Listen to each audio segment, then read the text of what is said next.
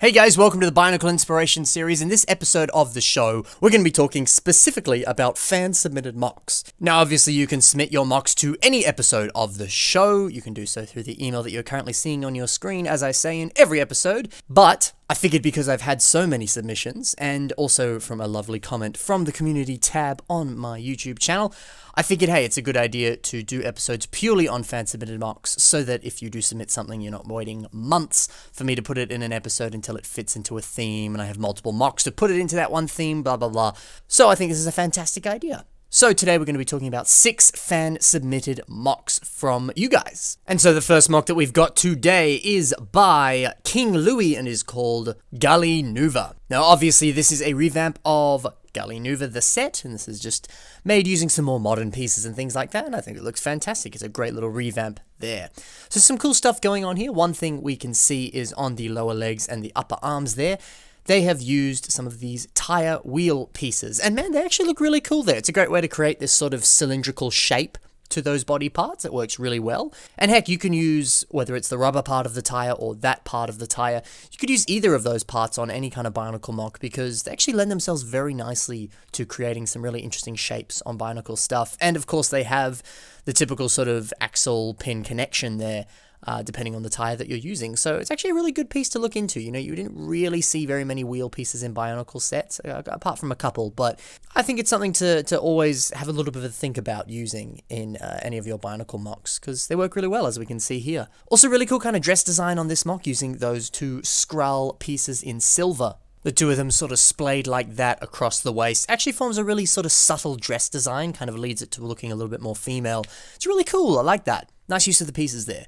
Another thing that's really cool there too is on the head design. We can see, you can just see it on the back of the mask there. It appears that he's used a blue Rakshi head, and that's kind of almost sort of creating very subtle sort of little hair design there, which is really clever and a kind of a nice way to kind of round out the back of the mask there. I think that's a really nice little touch. Speaking of nice little touches, really like the Exoforce arms that he's used on the shoulders there too. Just a really subtle, nice little detail just to add a little bit more blue up there. It's really cool. I like that a lot. So nice work, King Louie. Fantastic little Gali revamp there. Let us now take a look at the next mock, which is by Wamari and is called Toa Wamari. So I think it's safe to assume that this is his self-mock. One thing that's super cool about this mock is just how poseable he is. You know, we see him in some of these sort of crouched poses and a few different things. Always so cool to see a super poseable mock. I've said it before and I'll say it again. I think adding a lot of posability to a mock does a lot for it. It helps sort of express more character towards the mock. You know, having a more static mock is cool and everything, but when it can pose itself and move, it just has more life, and that's really cool. So yeah, seeing that on this mock, I really like it. It kind of helps it stand out a lot more. And so also on the shoulders here, we see some Exoforce sort of shoulder pad pieces that came with this one Exoforce set. Here is a picture. Brilliant set. Loved that set as a kid. And those pieces actually form some really solid, awesome shoulder pads there. They look really cool, and it's also really cool too to see how that black that black Hero Factory armor flows into that Exoforce shoulder piece there. It's just kind of a smooth transition there. It looks really nice. And so yeah, overall there's a really, really, really awesome shoulder design he's got there. It's super cool. And something else I quite like on this is the very, very subtle hints of trans blue on the torso there. We also see a little bit more trans blue on the eyes and in a few other places, but I think it's cool just how very, very subtle that is. There's not too much of it, but just adding in that little slight accent color actually does a lot for the mock. And I think it's really cool. It's something you don't necessarily see all the time, is people just subtly introducing a color like that. And I think it's really cool and something to consider doing in future. I really like it. Another subtle thing on this mock, there's a few subtle things on this, which makes it look really, really cool. I love the little gears on his feet there. You know, gears are a very kind of Bionicle-centric thing. You take a look at most of the first waves of Bionicle, whether that's G1 or G2, and some of those earlier sets, gear functions were very crucial to those designs. And you even take a look at some of the like online Bionicle games, and gears were also very centric in a lot of that sort of stuff. And so yeah, I think whenever you can put gears on a Bionicle, it's just always really awesome. Because it gives it that really, there's something about it that's so Bionicle-y, for lack of a better term. Yeah, it's just very nostalgic and very much plays into kind of the original essence of Bionicle. It's just nice to see. So I like that little detail on this. So an awesome mock from Wamaru, or however you pronounce that name. I'm sorry, I'm probably butchering that. But anyway, let's move on to the next mock, which is Ravenmar Dark Hollow. And this is a mock by Brian Kimball Jr. So really funky, fun stuff going on with this mock. I really like this sort of funky nose design that he's got here. It's almost kind of bug-like, something you might see on a mosquito or something. And then he's got a top hat as well, which top hats on MOCs. You see it surprisingly often, actually, and it's always pretty cool. I always like that. I think it's a fun little way to kind of make them all kind of funky-looking character. And so the two of them together, I think, is really fun. And that's something you always think about, when you're building. You're meant to be having fun. So you don't have to go super serious with all your characters. You can actually just make a really funky, weird, out there character who has a long nose and a top hat. I think that's really cool. Also really like the fact that his torso just has a freaking mask of creation on it. I love that. That's a really, really nice way to kind of just sort of detail up that torso. Adding masks to kind of create detail on a torso like that is pretty cool. And I think one of the coolest masks, of course, is that mask of creation. So really interesting and really cool to see that on a torso design there. I like that a lot. Something else I like are these sort of funky shoulder designs that he's got here. We've seen a couple funky shoulder designs in this episode. Using that foot as a basis for forming that entire upper arm design is really clever because there's multiple connection points on that foot, whether it's the clips or the sort of bottom bit that has those pin connections there. It's actually a really good basis point to start an upper arm design. So maybe that's something to consider, is to kind of pick up some feet pieces and sort of see if you can implement them into a upper arm or shoulder design like this. It's actually pretty cool. So yeah, some interesting stuff going on this MOC. Nice work, Mr. Brian Kimball Jr. Let's move on to the next MOC, which is Bruce Flame by Jacob Bronco. So we can see some custom elements on this MOC. For example, we take a look at the waist as well as on the torso there. We can see certain parts have been sort of painted or sharpied or colored in some manner. And that's an interesting thing to do if that's the pathway you want to go down, is to paint or color certain areas of a part just to sort of help that blend a little bit more with the color scheme. Because like we see here on this MOC, that silver is a nice accent color, and adding in those little stripes of red onto it very much help tie it together with the rest of the color scheme. So it's pretty cool to see. He's also got a pretty awesome sword there. Looks really nice. Cool to see the flames sort of jutting out on the side there. Very much ties in with his obvious, flame. Of course, his name is Bruce Flame. So he obviously has sort of tie-ins to fire and stuff like that. Also interesting, he might actually be a Hero Factory character and not a Toa, which is always really cool. Just with a name like Bruce Flame like that, it kind of seems to remind me at least of, like Natalie Breeze or Mark Surge, one of the Hero Factory guys. So I think that's always really cool to see some actual Hero Factory MOCs. It's not something you see every day.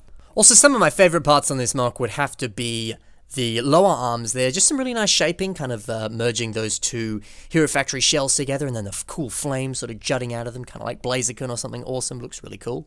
And then I also like how that's sort of done again on the lower legs there. You see the bit of flame kind of jutting out there. And also those Exoforce robot arm pieces there being used to sort of kind of encase the flame there, as well as sort of create a little bit more detail on the lower leg there. Always a really welcome sight. Always love those Exoforce arm pieces. They're such a brilliant piece to use on any MOC. We've already seen 2 MOCs so far that use them very nicely, and they're a great way to add a little bit of detail and stuff like that. And of course, they make fingers, and that's always really awesome on any MOC. So really awesome MOC by Jacob Bronco there.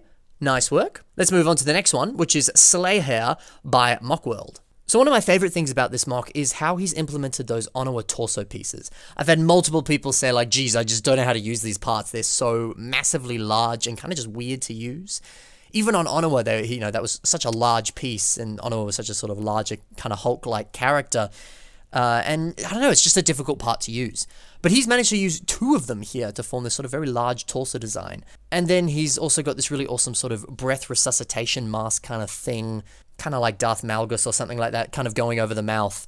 But I actually think that and those Onoa chest pieces actually kind of lend themselves into one design. And that's really effective and really cool, because it kind of looks like he's in this sort of very large kind of suit, kind of like he's a spaceman or something, like he's had some like attachments put onto him in some manner. Maybe that sort of larger torso area there using those Onoa chest pieces, maybe it holds sort of like an air tank or something like that so that he can actually breathe and everything like that. So I think that's a great way to sort of manage using those pieces on a MOC, sort of introduce another element that can kind of help you justify using those pieces to some degree. Because if you kind of just use those pieces, I mean, while we see on this MOC, it actually very much lends itself. He's just sort of got that kind of larger torso design, and it looks really cool. But it's complemented even more by giving it that breath mask, kind of justifies that, like I was saying before. So maybe do that. If there's an element on a MOC that you're building and you're really not kind of feeling it, or it just looks a bit odd or out of place, maybe introduce some other elements onto the MOC to kind of justify it in some manner. Or introduce stuff that kind of complements it in a way. I think that's really cool. I think that's an interesting thing that I've kind of learnt looking at this MOC. Another thing that I learnt looking at this MOC, and I think is really cool, you take a look at the mask on this. It's the protector mask, which isn't necessarily that exact blue. Well, it isn't that blue color. It's, I believe, azure is the color that is. But yet it blends so nicely with all the other Mutter blue that is used throughout this MOC. So we see here that you can kind of actually get a bit of leeway in that regard. You don't necessarily need to introduce a bunch of those azure pieces throughout the MOC. You can actually kind of just complement that azure color with the primarily blue accent color on this MOC. And so I think that's kind of cool. You know, maybe you don't really have a lot of azure, but you have a lot of blue. So you can actually just put the two together and it kind of works.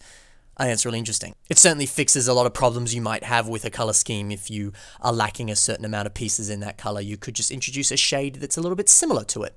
And then you sort of kind of fix that problem, I guess. That's pretty cool. So now let's take a look at the final MOC in this episode, and it is by Moko, and it is called AM-01. There's a lot to love about this MOC. Overall, it's just beautiful. It has this lovely kind of sci-fi futuristic look to it. It's awesome. I love, definitely my favorite part of this MOC is the little copper details on the side here. You kind of see this little astromech droid head there, and sort of, again, Exoforce arm pieces there, and all sorts of other pieces in that color. I want to say that's copper. That might actually not be. It might be like rust or something. I don't know. Someone correct me if I'm wrong. But even still, that looks so awesome. A lovely little accent color there popping against the black and the white. It's just really cool. I also love all the inclusion of all the different Bionicle pieces on this. You know, you take a look at this awesome clawed foot design here, as well as sort of using some of those white Star Wars shin pieces there on the arms. But my favorite bit is using the house here, Tahu's mask in white, as knees. It's super cool. It flows so lovely into the rest of the system used on the legs there. It's just beautiful. And I think this MOC does a fantastic job of kind of blending CCBS, Bionicle, and system pieces all into one. You know, there's such a beautiful flow throughout it. Nothing kind of jars out at you. It's so flawless how the parts flow together. That's really, really cool. And I guess the best way to do that is just simple trial and error and just kind of keep playing with the MOC until those parts flow so fluidly like that. So another beautiful MOC by Moko, and we've actually seen 6 fantastic MOCs in this fan-submitted MOCs episode. Of course, you can still submit your MOCs to the show. You can do so through the email that you are currently seeing on your screen, and if you submit stuff, they will of course still appear in the regular show. This is just a way to kind of filter through them in a bit of a quicker, easier way, and so that you can see them quicker. So that's it for this fan-submitted MOCs episode. I'll see you in the next one. Happy building. Be sure to check the links in the description for the MOCs that you saw in today's episode, and give these guys some love. Happy building. I'll see you soon. Bye, guys.